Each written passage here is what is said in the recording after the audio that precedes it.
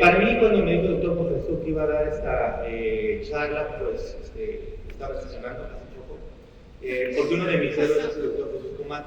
No todavía recuerdo cuando estaba en el Instituto de Salud Pública, me tocó darlo a recibir su doctorado honoris causa, ya muy grande. Para mí es uno de los grandes ejemplos, uno de los libros que más utilizo cuando doy infectología, justamente su manual, y es uno de los grandes ejemplos de que ahora sí que hay personas que forman, que generan instituciones, y es todo un honor. Lo que les voy a presentar es un diagnóstico del impacto de la pandemia, ¿sí? El COVID-19, unas cosas hechas por el equipo de trabajo, otras hechas por otras personas, ¿sí? Y aquí les cuento un poco la historia, ¿sí? Y aquí lo que quiero señalar es que el primer año de la pandemia, de acuerdo a los datos de seroprevalencia del Instituto de Salud Pública, se infectó el 50, perdón, se infectó el 25% de los mexicanos. Y esto es importante porque esto nos habla que la velocidad de infección, a diferencia de otros países, fue muy alta, ¿sí? Al final del primer año tenemos oficialmente unas 200,000 muertes directas, ¿sí? Perdón, unas 350,000, bueno, sí, 200,000 muertes directas, creo que son mortalidad de 350,000. Durante el segundo año de la pandemia, que ya teníamos vacunas, se infectó un 33% de la población. Hay el exceso, nada más ese año el exceso de muertes de por ahí de casi 400,000. ¿Sí? Y para el tercer año todavía se infectó un 36% de los mexicanos, y ese año tuvimos un exceso de muertes de 120,000. Ahorita veremos lo de las muertes, pero aproximadamente el exceso de muertes, ¿sí? Dependiendo cómo lo miramos, anda cerca de las 900,000. Que luego también mencionaré un poco de las conclusiones de la Comisión Independiente COVID, porque sí hay muertes atribuibles a la estrategia, pero hay algo peor, que es a la salud del mexicano, ¿no? Un primer ejemplo es este artículo de Dubova, en donde ellos, sí, bueno, ella, a ver la siguiente, por favor. Está al lado de ella.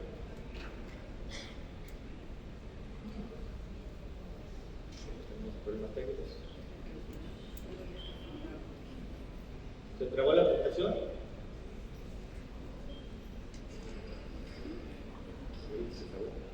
Bueno, lo que hizo el equipo de Dubova es que analizó el IMSS, ¿sí? Y vio qué pasó en los primeros 9 meses de la pandemia. Esta diapositiva la vamos a ver un par de veces. Y calcula que cayeron todas estas consultas. 80% también de cáncer de mama, cáncer de mama, 70% cáncer cervicuterino, 66% niño enfermo, 54% contraceptivos, 36% vacunación, cae diabetes, cae consulta prenatal. Nada más en los primeros 9 meses de la pandemia, el IMSS dejó de dar 8 millones de consultas, ¿sí? Y esto tiene un impacto. Si nos vamos a un artículo del Instituto de Salud Pública donde habla de la cascada de atención, por ejemplo, en el 2022, solo el 44% de las personas que requerían una atención médica recibieron una atención médica. Eso ya es 2022, ya había pasado 2020 y ya había pasado 2021. Y esto es muy importante, es que solo el 44% de quienes requerían atención médica la recibieron. Quiere decir que estamos haciendo algo muy mal. Y lo primero es el acceso. Y ese es uno de los problemas. Hay gente que tiene que ir 4 horas a una clínica para recibir atención. O por ejemplo, el otro día un colega mío se fractura tibia y peroné. Él vive en Tlaxcala, está en el ISSSTE de Texcoco, ¿no? Tiene que ir a las 4 de la mañana a pedir una ficha para su incapacidad para la cirugía en muletas, a 5 grados. ¿Cómo queremos que así la gente vaya a consulta? ¿Sí? Luego, la calidad de la atención por médicos generales. Creo que tienen 20 minutos por paciente en el IMSS. ¿Cómo voy a dar una consulta de 20 minutos en un paciente? Pues eso es una utopía, ¿no? O me dan mucho tiempo, está muy lejos, no tiene el servicio que necesito. Es decir, tenemos efectivamente que replantear sobre todo la atención primaria. ¿Ok? Ahí. Oh. Este es un artículo que hicimos, de hecho se publicó en este número de salud pública, y aquí lo que hicimos es ver simplemente qué tanto cambió el reporte epidemiológico durante la pandemia. ¿Qué tanto se dejó de enviar y reportar en los boletines epidemiológicos? Vean, el primer año de la pandemia, a pesar de que ahí iba el COVID, dejamos de reportar un 40% menos de casos, de todas las enfermedades. Segundo año un 20% y tercer año un 25%. Eso no quiere decir que en los primeros 3 años de la pandemia, a pesar del montonal de casos de COVID registrados, dejamos de reportar casi 58 millones de enfermedades. ¿Sí? Ahora, una de estas probablemente es bueno y es verdad, y otra de estas va a ser un problema muy grande. Aquí lo que vemos es que en ese primer cuadro son enfermedades en donde las estrategias de salud pública contra la pandemia debieron de haber impactado su transmisión. A pesar que debieron de haber impactado negativamente su transmisión, tenemos lo que son 16 enfermedades que incrementaron. ¿Sí? Nos generó un exceso de unos 10 millones de casos. La mayoría dice STDA, que no se ve, enfermedades de transmisión sexual. Ya veníamos el incremento de las enfermedades de transmisión sexual, pero la pandemia los potenció. Y hubo un cambio en la conducta del ser humano, tanto que Suecia intentó hacer las Olimpiadas del sexo y la pornografía. No lo lograron, pero hubo la intención. ¿Sí? De ahí hubo cerca de 34 enfermedades que sí se redujeron y que se debieron de haber reducido por el manejo de la pandemia. ¿Sí? Que la mayoría fueron enfermedades infecciosas. ¿Sí? Luego, curiosamente, en la parte de abajo de este diagrama esta enfermedad es que no se debió de haber modificado su reporte por la pandemia. La manera y la historia natural de la enfermedad se veía afectada por las medidas anti-COVID y tampoco en teoría el funcionamiento del sistema debe afectar. Hubo unas 15 enfermedades que incrementaron, unos 300,000 casos, sobre todo en algunas enfermedades infecciosas, crónicas, pero esta es la parte preocupante. Hubo 67 enfermedades que redujeron y que esas 67 enfermedades eran de 10 millones de casos. Este recuadro de abajo son enfermedades como por ejemplo cáncer de mama, cáncer uterino, detección de BPH. Entonces son enfermedades que no detectamos durante la pandemia, son enfermedades que hoy van a venir a cobrar factura. Por ejemplo, un paciente con insuficiencia venosa superficial, hoy su primer motivo de consulta, ¿sí?, va a ser una úlcera varicose. Una mujer que antes era BPH positiva, ahora ya va a llegar con una displasia. ¿Sí? Ahora, la pandemia tuvo cuestiones que afectó de manera bien. Aquí tenemos los canales endémicos de las enfermedades diarreicas, de su lado izquierdo bacterianas, de su lado derecho parasitarias. Y lo que vemos es que durante estos años de la pandemia, por ejemplo, las enfermedades bacterianas se redujeron en general, pero se han ido recuperando poquito a poquito. Todavía vamos a tardar unos 2 años que lleguen a los límites inferiores. ¿Sí? Entonces, estas sí se van recuperando. Este año llevamos nada más un 20% menos de enfermedades bacterianas. Pero de manera curiosa, algo que no podemos explicar, las parasitarias no. Las diarreas parasitarias prácticamente estos 5 años se han mantenido, como vemos, toda la línea de abajo muy similar. Lleva una reducción del 60%.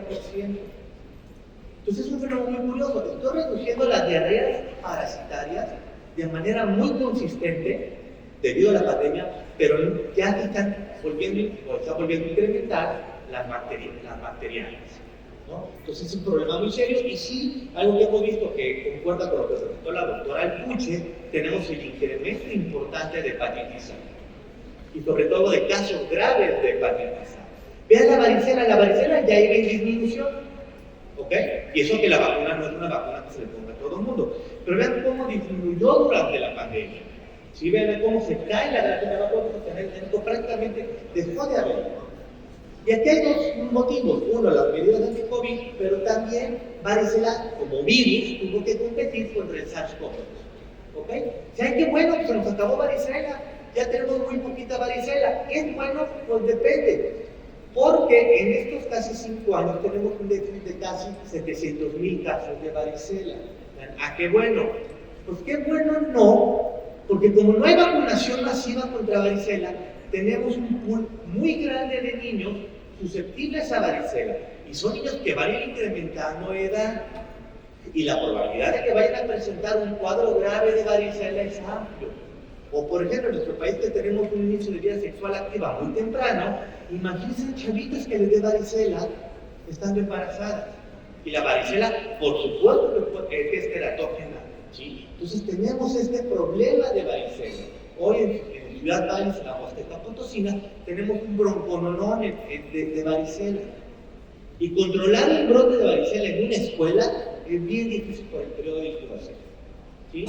Entonces, es algo bastante complicado. Entonces, quiero regresar al ejemplo del IMSS. Si el IMSS dijo que sí, perfecto, los primeros 9 meses se redujo un 70% el tamizaje de cáncer cervicuterino.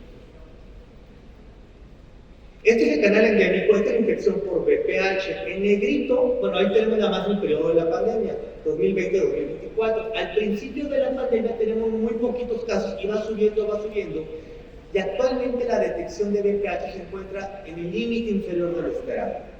Es decir, tardamos casi 5 años en recuperar lo mínimo esperado para la detección de VPH. Ya mejor ni me meto en la vacunación de VPH. ¿Ok? Entonces ya nada más de pura infección. Claro, estas mujeres que se dejaron de diagnosticar en los primeros años, les va a pasar factura esta falta de diagnóstico. Para displasia leve y moderada, vean, sí se cayó el primer año de la pandemia, el segundo y tercer año ya está en los límites inferiores, y actualmente ya estamos en los límites superiores.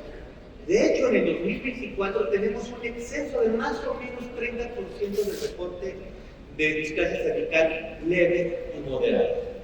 Claro, seguramente eran casos de VPH que no se diagnosticaron en 2020-2021 y hoy a estas mujeres les está pasando. Ya ni hablamos del acceso al tratamiento para enfermedades oncológicas. Y si hablamos de displasia moderada y severa, pues también estamos en un exceso importante. Entonces, en resumen, mientras que la detección de VPH en estos 5 años ha caído un 42%, displasia leve y moderada en general del 9%, pero este año vamos en un incremento del 30%, pues displasia severa ya va en un 4%. ¿Por qué? Porque se retrasó la atención primaria, ¿no? Un problema muy grande que ya venían eran las ETS. Si uno revisa los datos de salubridad, algo pasa en el 2016 que ahí empieza el cambio de las ETS.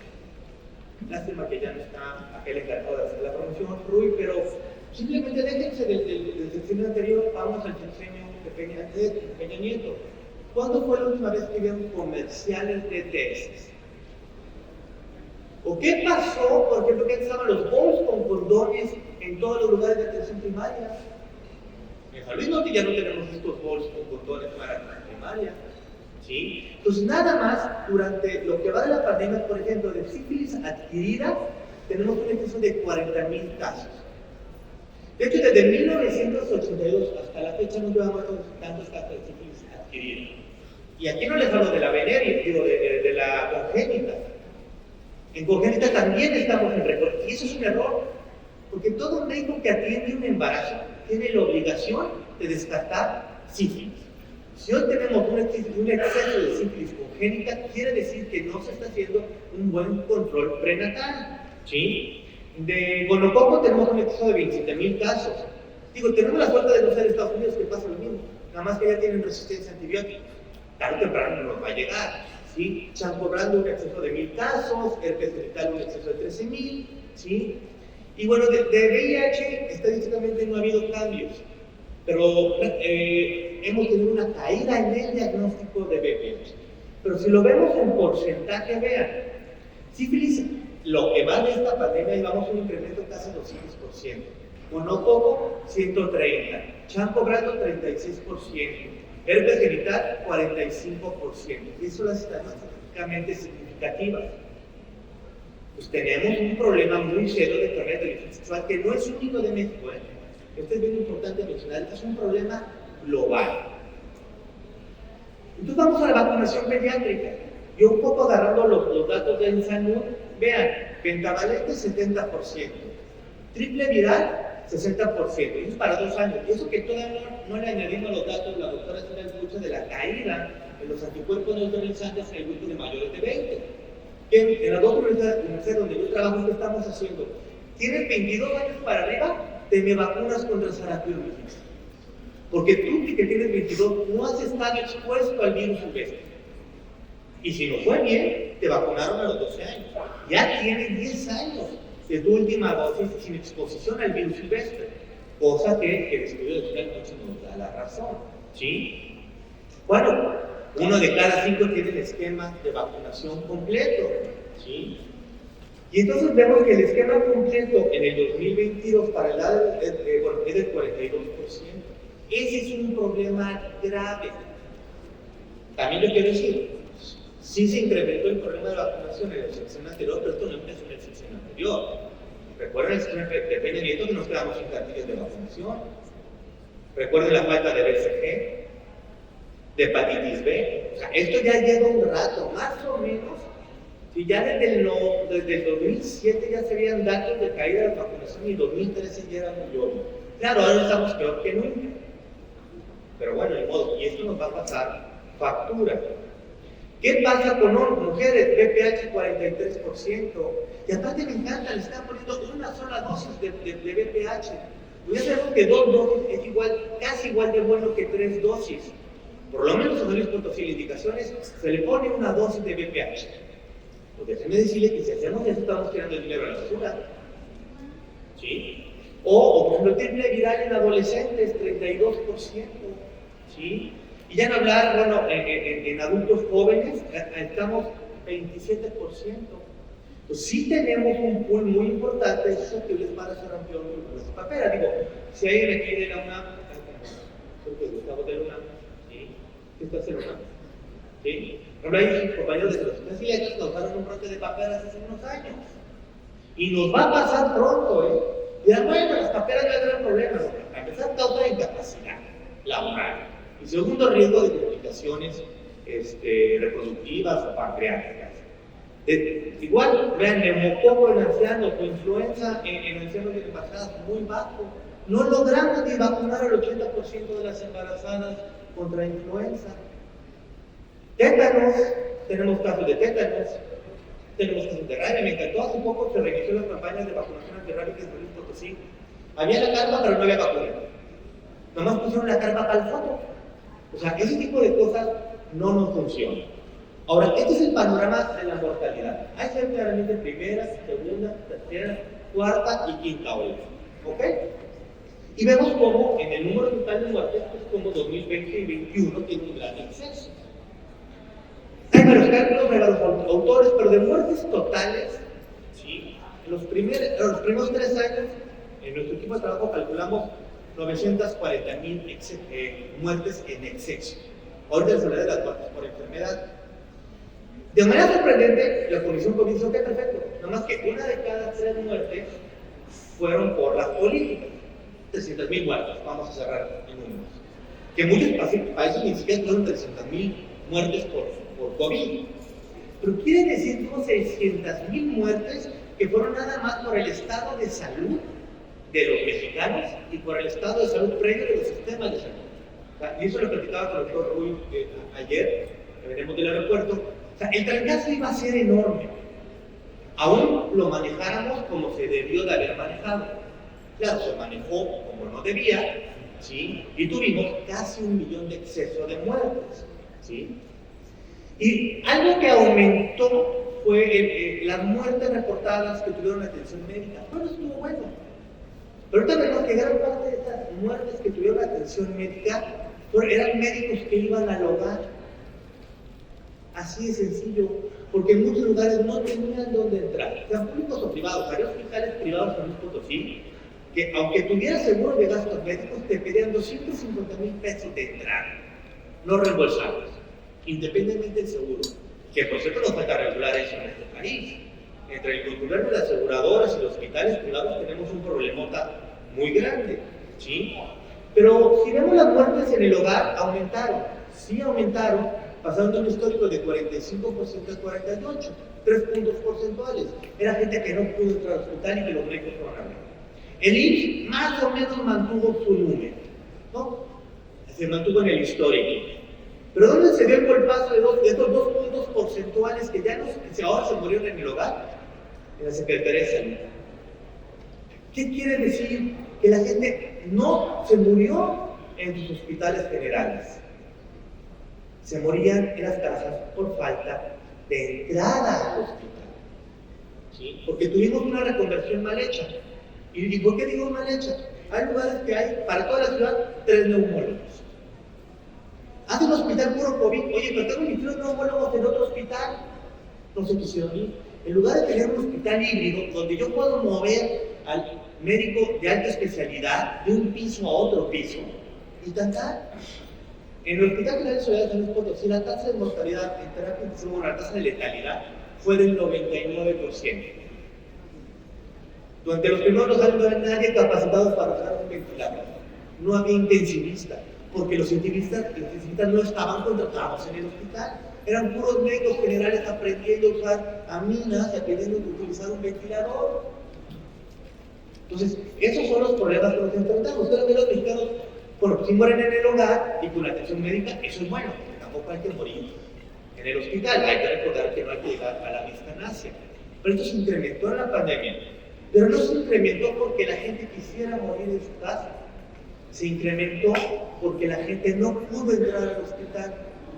Y el médico tuvo que ir a la casa para poder entonces extender el certificado de defunción. Esta es la tasa, digo, la doctora Olivia, pero esta es la tasa de mortalidad por estados. La Ciudad de México siempre ha tenido la tasa de mortalidad por 100 habitantes más alta. Cosa que a mí me parece una vergüenza. Y voy a decir por qué me parece una vergüenza. En lugar donde hay más hospitales de alta especialidad, más consultorios, más médicos, es la Ciudad de México y manejan tasas históricas, ¿sí? Un 20 o 30% más altas que el segundo lugar. Entonces, algo se está haciendo mal, ¿ok? Bueno, por ejemplo, la Ciudad de México, de tener un histórico de 85 defunciones por 100,000 habitantes, pasó a 144 o a 138. ¿Sí? Casi el doble de funciones por 100 habitantes. Hasta el tercer año de la pandemia es que volvieron a su mortalidad habitual. Ah, pero ¿qué tal el reparto de ivermectina en los kioscos? Y el quédate en casa. Es que la señal por quédate en casa, cuando en otros países tienes un COVID leve, atiéndete ahorita. Claro, el paciente ya llegaba con un síndrome de dificultad respiratoria, con una neumonía bien establecida, con hipoxemia, pues ni el mejor intensivista te lo iba a sacar, ¿sí?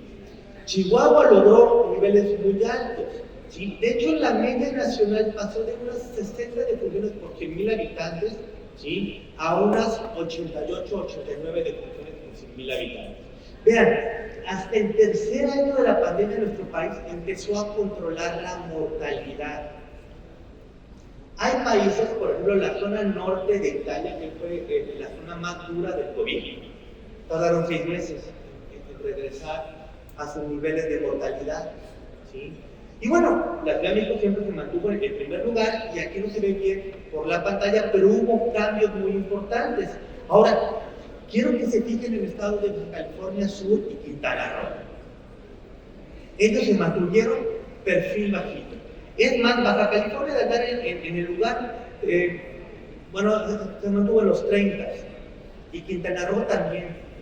Porque claro, son estados pequeños, con poca población, y fue más fácil ordenarlos. Ahora, las muertes de defunciones perinatales, vean cómo tenemos un incremento de las defunciones perinatales. Aguas, el incremento no se dio en la pandemia, se dio en el 2019. Aquí tenemos que revisar las causas de por qué en el 2019, de acuerdo al INEGI, aumentaron las muertes perinatales. Y eso o es falla en el sistema de salud o es falla en la atención médica. Claro, es una falla masiva. Veo poco posible que sea una falla en la atención médica, ¿sí? Tenemos, en cambio, las defunciones neonatales se mantuvieron. Entonces, vean, incrementan muertes perinatales, pero no defunciones neonatales. ¿Dónde está el problema? En el seguimiento del embarazo, en la resolución del embarazo, no en los días después del parto, ¿sí? La muerte por enfermedad del corazón iba un incremento, ya lleva una ligero incremento, y de pasar de un promedio de 110 muertes por 100.000 habitantes, pasamos a 180.000. Y es que tiene un porqué. El SARS-CoV-2 no es un virus respiratorio únicamente, infecta todas las células del cuerpo. Y el SARS-CoV-2 aumenta la presión arterial, aumenta la fuerza de contracción, altera el balance de glucosa y de líquidos. Pues claro, si el paciente ya tenía una cardiopatía, nada más el COVID le daba el aventón, es como el que se murió de influenza aviar en Texcoco.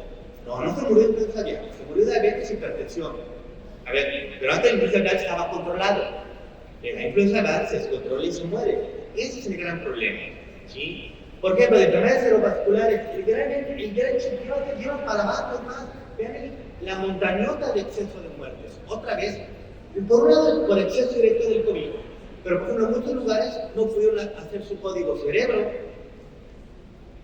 No tenían cómo recibir al paciente con EBC porque estaba saturado el sistema, porque no había salas de hemodinamia, ¿sí? Porque no había neurocirujanos.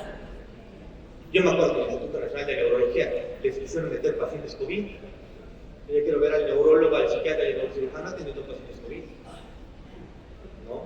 Las muertes por diabetes, vean, tenemos el incremento de muertes por diabetes, ¿sí? De hecho, tenemos hoy un exceso de casos de hipertensión, enfermedad cerebrovascular, diabetes tipo 1, diabetes tipo 2 y diabetes gestacional, ¿sí? Las muertes por tumores malignos, el incremento luego cayó. ¿Por qué cae? Muy sencillo, porque 2021 fue tan grande la muerte en 2020 y ya no nos quedaron tantos pacientes oncológicos. Tuvimos una gran reducción de ellos y luego aprendieron a cuidarse igual que los pacientes con insuficiencia renal. Vean, también este tipo de pacientes con insuficiencia renal y luego se cuidaron. De hecho, en San Luis Potosí intentamos hacer una corte de pacientes con insuficiencia renal y casi no tuvimos infectados, pues que no salían de la casa los pacientes con insuficiencia renal, ni recibían visitas, ¿sí? Ya cuando hablamos del índice de mortalidad, es un estudio que hicimos, es nada más por enfermedad. Vamos a quitar todas las demás causas, ¿sí? El primer año el exceso fue de unas 350.000 defunciones. Para el segundo año, claro, este incremento de mortalidad fue a partir de los 11 años. Vean el crimen. Tenemos menores de edad con exceso de mortalidad.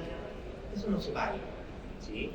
Y de mujeres, bueno, y el siguiente año un exceso de 365.000 defunciones. Para el tercer año, 68.000. Hubo países que su peor resultado fue el tercer año de México. Nosotros fuimos de los mejores resultados en los primeros 3 años, ¿sí? ¿Ok? Entonces, nada más por enfermedades, de esos 900.000 defunciones del exceso que tenemos con la pandemia, podemos decir que 787.000 fueron por enfermedades, ¿sí? Es decir, se incrementó un 40% la mortalidad por enfermedades en nuestro país, ¿sí? Y otra de las causas, se murieron más hombres que mujeres, ¿no? Casi medio millón de hombres en exceso, casi 200.000 mujeres. Pero algo bien importante, si yo quiero comparar el exceso de mortalidad en hombres, por ejemplo, los hombres que teníamos de 30 a 39 años, tuvieron el mismo exceso de mortalidad que las mujeres de una década superior, de 40 a 49. Igual, los hombres de 40 a 49 se murieron como las mujeres de 50 a 59 y así. Esto nos genera un problema, la fuerza laboral. Murieron mucho más hombres que mujeres y murieron hombres mucho más jóvenes, ¿sí? Entonces, entre los trabajos que estamos perdiendo por los que se van a Estados Unidos, porque los que reclutan al narcotráfico, los que se murieron, tenemos un problema, ¿sí? Entonces, tenemos este exceso de mortalidad diferenciado por grupo de edad y por sexo, particularmente el primer año de la pandemia. Ahora, gran parte de la explicación del primer año de la pandemia es económica. Mientras otros países dieron estímulos económicos o fiscales para que la gente no trabajara, en nuestro país no. También hay que entender que gran parte de los mexicanos tienen un trabajo informal, ¿sí? O tienen trabajos formales muy mal pagados y tenían que salir a trabajar. Entonces los hombres salieron a trabajar el primer año de la pandemia y se murieron. Ya el segundo año de la pandemia ya se iba equilibrando la mortalidad de hombres y mujeres, y ya el tercer y cuarto año de la pandemia ya casi nos moríamos al mismo ritmo los hombres y las mujeres. ¿Sí? Vean, dice Dubova que en el IMSS bajó un 30% las consultas por diabetes y por hipertensión. Y hoy lo vemos, nos lo dicen los clínicos, es que el paciente que era prediabético o prehipertenso, hoy diabético o hipertenso. El diabético bien controlado, el diabético mal controlado. El hipertenso que es bien controlado, ahora no lo puedo controlar. Si a esos pacientes les dio COVID, la dificultad para controlar estas enfermedades metabólicas es mayor. ¿Sí? Entonces, vean, vamos a ver el exceso de muertes por causas cardiovasculares. Casi 230,000 muertes en exceso por causas cardiovasculares. Es decir, aumentó casi un 50%. Obviamente respiratorias, que no fuera COVID, aumentó en 225,000 en exceso de muerte, un 100%. Infarto agudo de miocardio, se murieron en exceso 180,000 mexicanos, un exceso del 60%, por dos motivos. Ya tenían enfermedad coronaria, les daba el COVID y nada más lo llevaba a la tumba. O no tenían COVID, querían ir al hospital porque tenían un corazón infartado, ¿y a qué hospital? No había hospitales, hubo partes del país en donde no había hospitales, no había salas de hemodinamia, estaba todo cerrado. Diabetes mellitus se incrementó la mortalidad un 22%, cáncer se incrementó un 8%, pero vean, las muertes relacionadas a obesidad un 50% y a trastornos metabólicos. De todas las muertes que tuvimos, el 70% del exceso de muertes fueron por esto, que más o menos nos da los números del grupo independiente. El grupo independiente, ellos están hablando de un 60 y tantos por ciento, esto nos da un 70%. Es decir, ya por la salud del mexicano nos iba a ir muy mal. ¿Sí? ¿Ok? Y finalmente, para acabar con esto, la pandemia afectó nuestra salud mental. El que diga que no lo afectó, pues está mintiendo o sigue en negación. A menos que son americanistas, entonces ya están mal detrás. ¿Sí? Es un estudio que hicimos sobre el exceso de mortalidad por suicidio.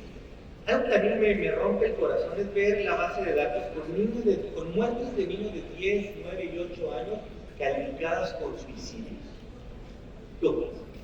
¿Qué mal estamos nosotros como sociedad que tenemos niños de 8 años que se suicidan? Entonces ya de entrada, ¿qué vimos en estos primeros 3 años? El exceso de suicidio el primer año fue un 21%, segundo año 31%, tercer año 26% total. En la pandemia tuvimos un exceso de 26% de suicidio. Algo muy curioso que apenas estamos analizando es que en cuanto sale la noticia de que viene la vacuna de COVID, cae la tendencia de suicidios. Esto es muy interesante. La pura promesa de que ahí viene la vacuna, la gente se dejó de suicidar. Hay motivos que ahorita veremos que uno de los principales grupos que mayor afección tuvo fue el grupo de 30 a 39 y 40 a 49. Los adultos jóvenes, ¿no? Que estamos sosteniendo familias, se quedaron sin chamba, se les murió la esposa, no podían pagar la cuenta del hospital. Digo porque entre las, por ejemplo, en muchos casos tocaron casos contra el hospital que tenían seguros gastos médicos, el hospital pide 250,000 pesos por fuera de la normativa y luego la aseguradora le pone casi toda la cuenta en exclusión. Entonces de repente se les muere el familiar y deben 2 millones de pesos. O imagínense estar en las filas que había en la Ciudad de México para cremar a un familiar fallecido. Entonces bien, tuvimos un exceso de, sobre todo en mayores de 30 a 49 años.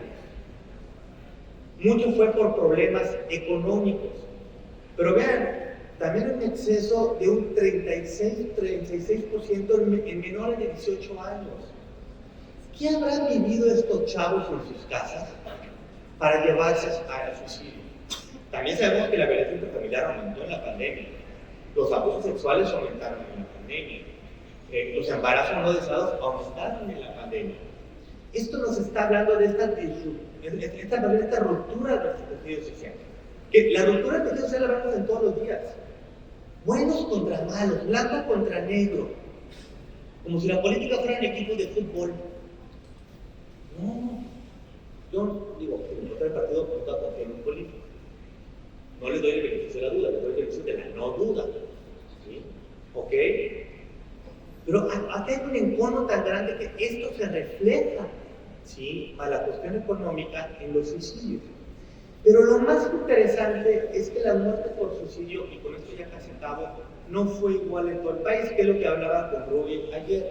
Si nosotros evaluamos la información semanalmente con canales endémicos por regiones, podemos hacer intervenciones. Este es el exceso de muertes por suicidio. No es homogéneo. Los que son de las Bajas, Sinaloa y Sonora, a pesar del malito calor que manejan y la intoxicación de plomo por balas, son los que menos se suicidan. Probablemente la playa y los camarones, ese tipo de cosas, ayudan. Pues son los que históricamente tienen la menor tasa de suicidio. En cambio, en la República San Luis Potosí, Tamaulipas, Nuevo León y Coahuila tenemos la mayor tasa de suicidio. Y tuvimos el mayor incremento de la pandemia. ¿Sí? Entonces, ¿qué puedo hacer? Si yo tengo que diseñar una política para luchar contra el exceso de suicidios y no tengo el presupuesto para hacer una política nacional y tengo que inclusive hacer un piloteo, señores, porque se dedica a la salud mental, se lo estoy reduciendo a 4 estados, y si no les gustan esos 4, tienen los otros 3, ¿sí? Y entonces vean, en la región de Tamaulipas, Nuevo León, Coahuila y San Luis Potosí, el exceso de suicidios fue del 50%. Chihuahua, Durango y Zacatecas fue un 33%.